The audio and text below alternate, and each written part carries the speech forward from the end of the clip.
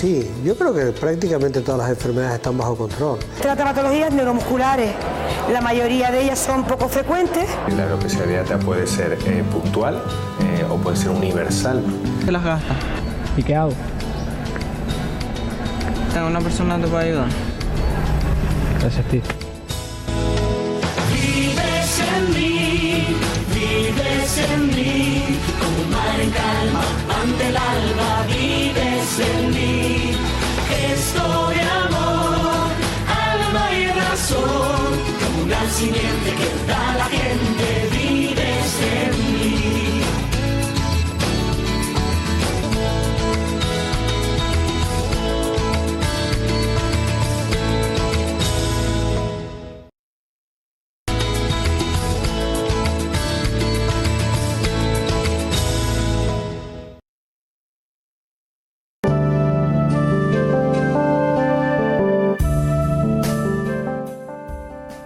Estados Unidos, Italia, teníamos enfermedades tropicales y no las tenemos, es porque económicamente hemos tenido la capacidad de montar una sanidad lo suficientemente buena que sea capaz de erradicar todo eso. La principal enfermedad tropical es el hambre. Eso hace que el hambre esté la gente malnutrida y que el sistema inmune esté flojo. Independientemente del clima, de la humedad, de la presencia de vectores y la presencia de reservorios y de todo, no cabe la menor duda que la cuestión económica es fundamental para todo esto. Y la cuestión económica es fundamental para una mejora enorme del sistema sanitario. Nosotros tuvimos fiebre amarilla, tuvimos dengue, tuvimos malaria, y lo hemos erradicado todo. Pero eso ha ocurrido en Estados Unidos. Grecia, por ejemplo, el año pasado tuvo unos brotes de malaria, pero había erradicado la malaria. Entonces, estamos hablando de que la asociación de la economía, de la riqueza, con las enfermedades es importante. No es la única causa, pero sí es una causa importante, sobre todo de la abundancia y además, en muchos casos, de la gravedad. Por lo tanto, es cierto que la escasez de recursos económicos impide el erradicar determinadas cosas, pero no todo hay que achacarlo a la pobreza. También hay otras condiciones, como estaba diciendo, la presencia del clima, la humedad, la presencia de vectores. Eliminar los vectores en una selva africana es prácticamente imposible. Pero sí es cierto que si en las poblaciones no de selva, sino en las ciudades de África, si hubieran medios económicos suficientes para los barrios marginales, el implantar la erradicación de vectores, el evitar el contagio de distintas formas, el darle repelentes a todo el mundo, pues el número de pacientes con esas enfermedades disminuiría. Para todo no, pero para muchas cosas sí. Para muchas cosas sí hay tratamientos, hay tratamientos bacterianos y demás. La leptospirosis se trata. Hay que diagnosticarla primero, pero si se diagnostica correctamente se trata. Sí, yo creo que prácticamente todas las enfermedades están bajo control, incluso con medicamentos antiguos, medicamentos con una efectividad regular, pero sí, yo creo que más, hombre, hay algunas cosas que están todavía un poco verdes, pero sí. En general la gente puede sentirse tranquila porque tenemos un arsenal terapéutico importante.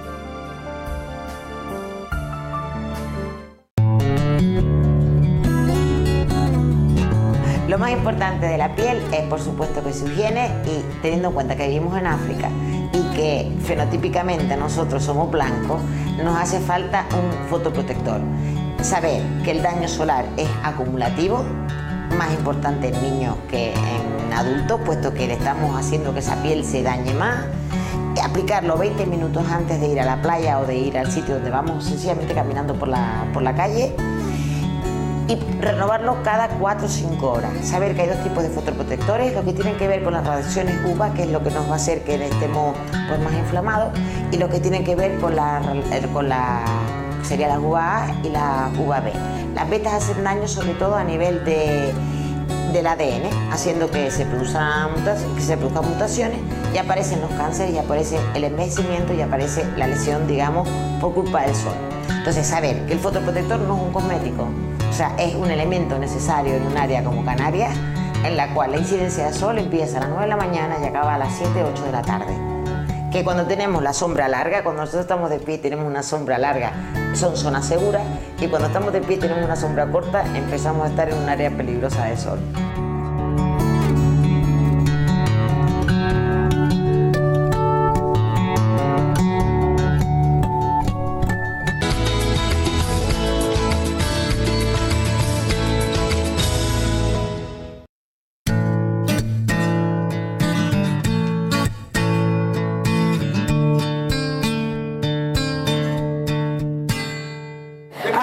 ASENECAN significa Asociación de Enfermedades Neuromusculares de Canarias. Como su nombre bien indica, trata patologías neuromusculares. La mayoría de ellas son poco frecuentes, las llaman raras, a nosotros no nos gusta el término rara, más bien poco frecuentes, y son enfermedades pues, de origen genético, la mayoría de ellas pues congénitas, nacen con ello, se manifiestan algunas de ellas nada más nacer, otras tipologías en la primera infancia y otras a la edad adulta. Son todas degenerativas, son todas incurables al día de hoy, si bien se investiga, no lo suficiente, pero luchemos para que se investigue cuanto más mejor, y eso es un poco la tipología de ellas. Una vez que son diagnosticadas, sean en la infancia o en la edad adulta, todas ellas cursan con una degeneración muscular, pérdida de fuerza muscular, son progresivas y no paran hasta que el enfermo llega a un estadio tal que es totalmente dependiente, la mayoría es encamado, necesitan respiración asistida, por tanto estamos bastante involucrados en el mundo de la discapacidad de una manera muy especial, porque no paran, cursan unas rápidas, otras más lentas, pero todas acaban mermando la calidad de vida del paciente y, como te comenté antes, totalmente dependiente. Bien, ahí entramos en el tema del diagnóstico más bien, porque te comento que la mayoría de ellas, al estar todas tipificadas, somos 150 enfermedades ya catalogadas, eso quiere decir que ya se sabe lo que lo origina, con lo cual el médico sí tiene el arma donde decir, voy a buscar, ¿qué es lo que ocurre? Que como se pueden confundir muchas de ellas, porque la sintomatología es muy parecida, necesitamos, digámoslo así, sospechar cuál tiene, para poder ser diagnosticada. Si de entrada ya tiene una sintomatología muy característica, muy típica, damos con ello rápidamente, pero normalmente esto no es así, con lo cual tardan mucho. Entonces tenemos casos de personas que al día de hoy saben que tienen una enfermedad neuromuscular, pero no saben el nombre, con lo cual se presentan dos ramificaciones: la ramificación que tú planteabas de cómo tratarla y la ramificación de que como no tienes nombre con lo que tienes, no te reconozco. Por tanto, también chocan con el tema burocrático administrativo de verse mermado pero no tener ayuda. Entonces, con el tema del diagnóstico médico, el camino a seguir es seguir tras la pista de todas las enfermedades musculares, pruebas genéticas, hasta que den con ella. ¿Por qué? Porque aunque seamos todos neuromusculares, no nos tratamos de igual forma. No es lo mismo tratar una distrofia muscular que un Steiner, que una miastenia gravis. Lo que puede ser positivo para una distrofia no puede ser quizás positivo para una miastenia o un Steiner o un Charcot. Por tanto, es importantísimo dar con ello. De ahí voy a dar una base. Tenemos ya, gracias, afortunadamente, hospitales de referencia. De aquí yo llamo al equipo médico. Si ya tenemos hospitales de referencia, ya sabemos a dónde quizás acudir con médicos especializados, unidades neuromusculares, que por el camino recorrido con todos estos enfermos, reciben muchos de ellos al año, por desgracia, ojalá recibieran menos, pero esto hace que ellos conozcan mucho más estas enfermedades, con lo cual serán quizás mejores conocedores de las tipologías que se van a encontrar, con lo cual también, si hay problemas en su comunidad autónoma para diagnosticar, automáticamente derívenlo, que van a facilitar que ese paciente consiga paliar, consiga tratar ya esa enfermedad lo antes posible. Cuanto antes la trate, antes vas a ir retrasando los efectos. Son inevitables de todas maneras, pero tardan más en aparecer. Mejoramos la calidad del paciente.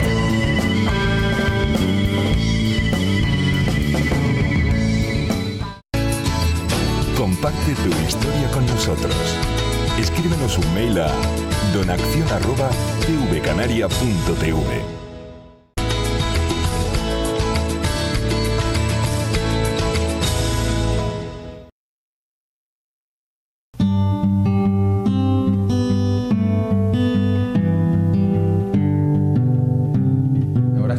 la cultura precisamente de cuanto menos pelo mejor. Entonces ahora está la moda de prácticamente ir lampiños el cuerpo completo.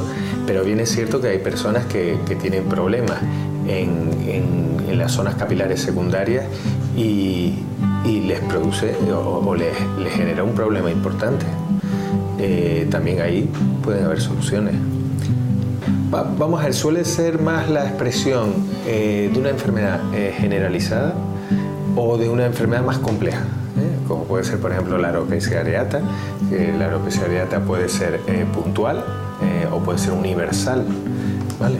Entonces, normalmente cuando el pelo secundario se ve afectado, hay una relación más con una enfermedad general, más que una enfermedad puntual capilar. Los temas genéticos y los temas de alimentación influyen menos, mucho menos. Como le dije antes, es un problema de una enfermedad general, aunque puede tener su primera expresión en el cuero cabelludo. Yo creo que toda persona que se mueve en el entorno sanitario, a todos los niveles, tiene que tener la suficiente honestidad con quien le consulta para serle franco, para decirle lo que tiene, para ver las expectativas que tiene de curación y para decirle hasta dónde hemos llegado. Yo creo que al final eso el paciente lo agradece. Los problemas capilares tienen un impacto diferente en cada persona. Hay personas que lo viven de una manera, vamos a decir, leve, les gustaría poner solución, pero no lo hacen en el eje central de su vida, y otras en que lo somatizan de tal manera, lo hacen en el eje de su vida, que pueden generar depresiones y problemas mentales muy importantes. A mí todavía me sigue sorprendiendo hoy en día cuando me viene un paciente y me dice: doctor, vengo a hacerme una revisión. Me sorprende, porque no tenemos cultura de prevención, tenemos cultura de tratamiento. Entonces, el mejor consejo que le podía dar a una persona que le interesa su salud capilar: haz una consulta con un especialista. Mira a ver tu salud capilar, qué tipo de pelo tienes, déjate asesorar por alguien que sabe, porque es mejor prevenir que tratar. En un contexto de crisis que vivimos se intenta priorizar los recursos y el sector o los pacientes o los profesionales que tratan los problemas capilares en la sanidad pública, son los dermatólogos. Yo creo que se encuentran actualmente desbordados para poder acometer estos problemas desde no vamos a decir de una manera más profunda, sino probablemente más detenida.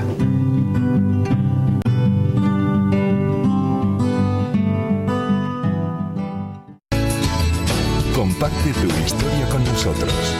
Escríbenos un mail a donaccion@tvcanaria.tv. De mujer a mujer, he depositado mis esperanzas en una nueva sociedad, la sociedad cooperativa. Benta Kalashmi, mi socia, no pudo ir a la escuela y pensó que ese también sería el futuro de sus hijos. Gracias a nuestra sociedad, creyó en ella misma y emprendió un pequeño negocio de venta de corderos, con el cual puede costear los gastos escolares. Ahora ella y miles de mujeres en la India tienen una oportunidad real de salir adelante. ¿No es eso por lo que luchamos todas?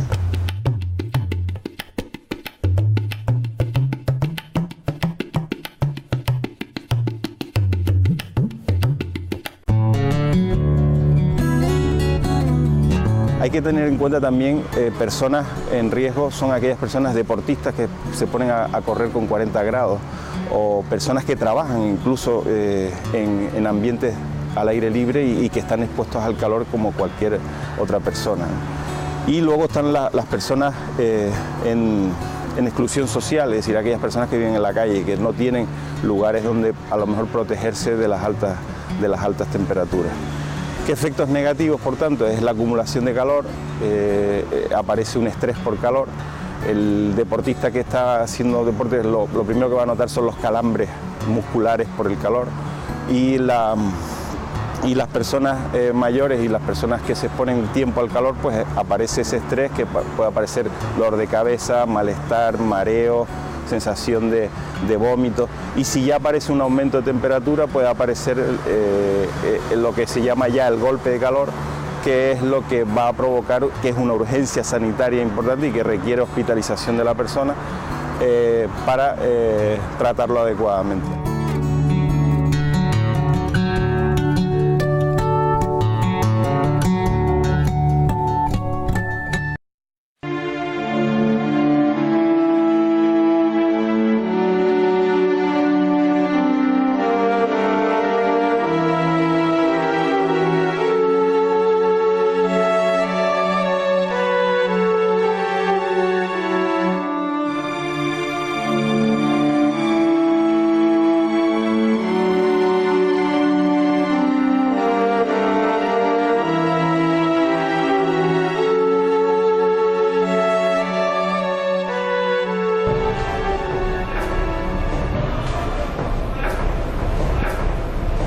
Reco. Sí, entrenador.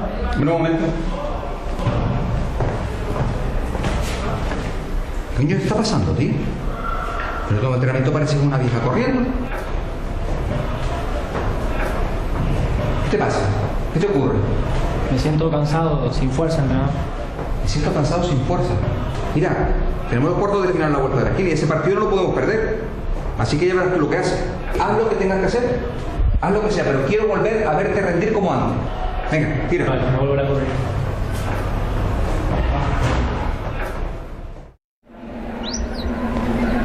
¿Cómo estás? Joder, como siempre, ¿y tú? Que el entrenador me ha echado a la bulla porque dice que no estoy rindiendo y tengo que hacer lo que sea para estar en forma. ¿Qué te pasa? Pues estoy muy agobiado y tengo problemas en casa. Pues ya sabes, te tienes que poner las pilas, ¿no? Ya sabes cómo el entrenador se las gasta. ¿Y qué hago? Tengo una persona que te puede ayudar. Gracias, tío.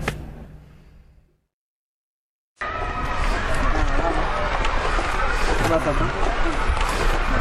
¿Qué es de paseo? No, aquí de negocio. Te presento aquí a la capitana del equipo. ¿Qué pasó, capitán? Aquí tenemos unos problemitas para correr en los partidos. A ver si tienes algo que le pueda ayudar. ¿Estás de acuerdo con eso? Sí, necesito estar al 100% en este partido. ¿Tienes pasta? Es un tío legal, no te preocupes. Aquí tengo unas pastillas, un lote de 6 pastillas que cuesta 100 euros. ¿Lo tomas o lo dejas? ¿Y esa pastilla funciona? Esto lo toma la élite del deporte. Si no la quieres, te puedes ir ya. Vale, dale.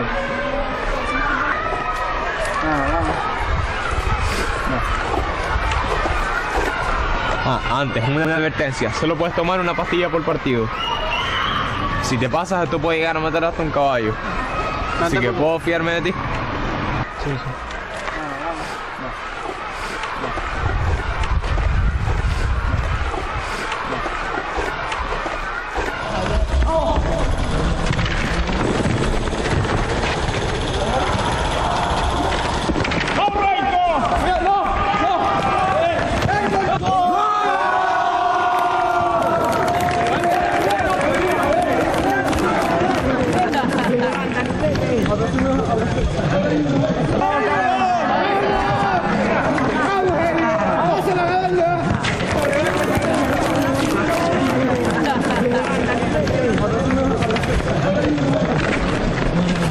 ¡A la izquierda!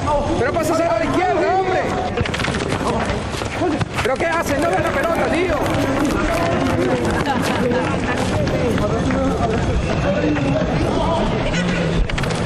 ¡Corre! ¡Corre, muchacho! ¡Corre!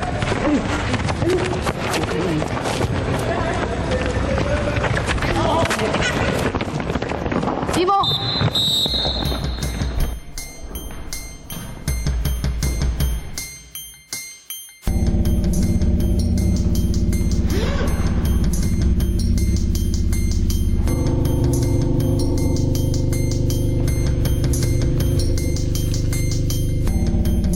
Una advertencia. Solo puedes tomar una pastilla por partido.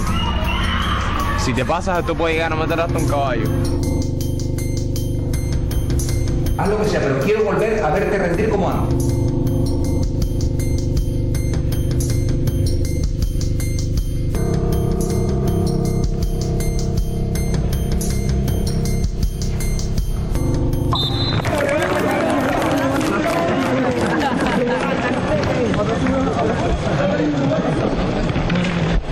Bien, Raiko, bien. Así es. Vamos a ir, Raiko.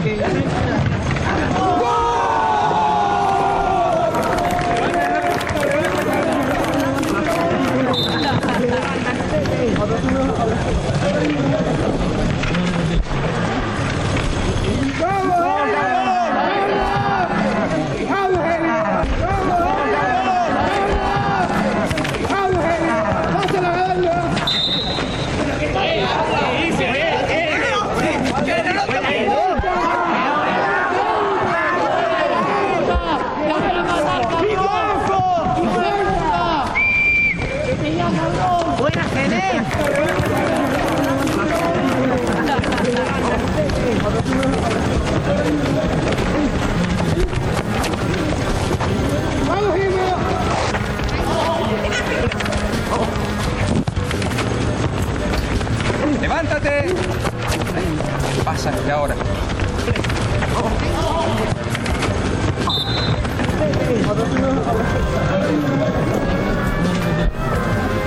¿Qué pasa? Raiko, ¿qué te pasa? Levántate. Raiko. Raiko. Raiko. Quiten. Llamen a un médico. Llamen a un médico, por favor. Raiko. Raiko. Raiko. Raiko. Raiko. Raiko. Raiko. Raiko. ¿Qué he hecho? Si le podría haber ayudado de otra manera y no de esta. Hubiésemos buscado otra solución y no la más fácil.